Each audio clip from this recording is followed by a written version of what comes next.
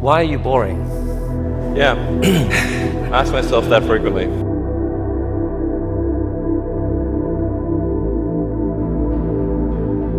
A lot of people dreaming about future cities, they imagine that actually the solution is sort of flying cars, drones, etc. You go above ground. Trying to dig a hole under LA, a 3D network of tunnels to alleviate congestion. I think one of the most soul-destroying things is traffic.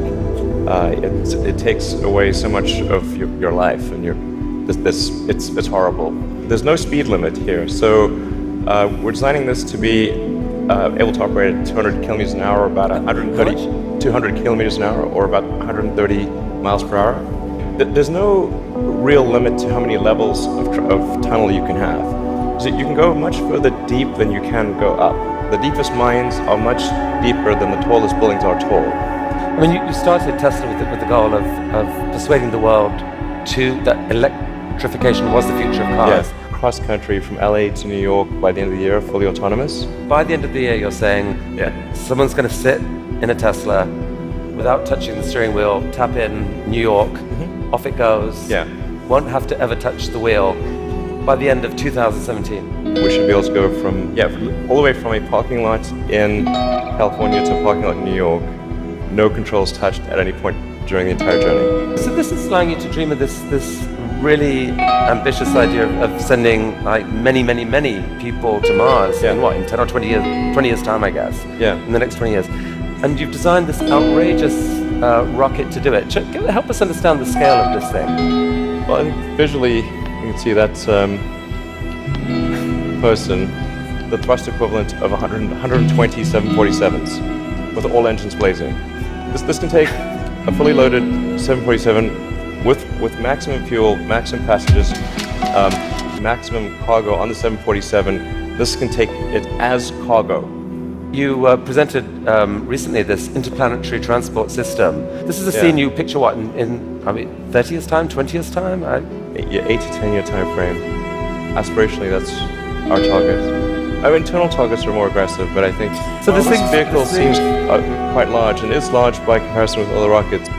The future spaceships will be truly enormous.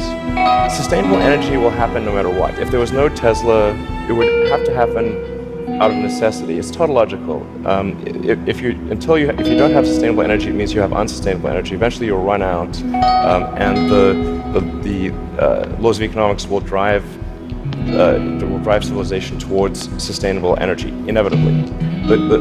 The fundamental value of a company like Tesla is the degree to which it accelerates the advent of sustainable energy faster than it would otherwise occur. In 1969, we were able to send somebody to the moon. Then we had the space shuttle. The space shuttle could only take people to low Earth orbit. Then the space shuttle retired, and the United States could take no one to orbit. So that's the trend. The trend is like down to nothing. This is not. People are mistaken when they think that technology just automatically improves. It does not automatically improve. It only improves if a lot of people work very hard to make it better. And actually, it will, I think, by itself degrade, actually. Look at the future from a standpoint of the probabilities. It's like a branching stream of probabilities.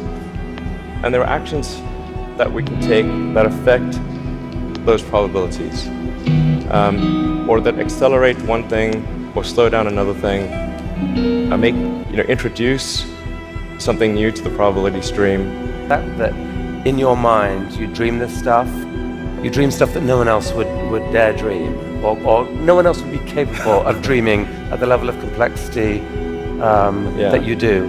The fact that you do that, Elon Musk, is a really remarkable thing. It's important to have a future that is inspiring and appealing. I mean, I just think that there have to be reasons that you get up in the morning and you want to live. Like, why do you want to live? What's the point? What inspires you? What do you love about the future? And if we're not out there, if the future does not include being out there among the stars and being a multi-planet species, I find that it's incredibly depressing if that's not the future that we're going to have. I'm not trying to be anyone's savior. That is not the. I'm just trying to think about the future and not be sad. You'll tell me if it ever starts getting genuinely insane, right?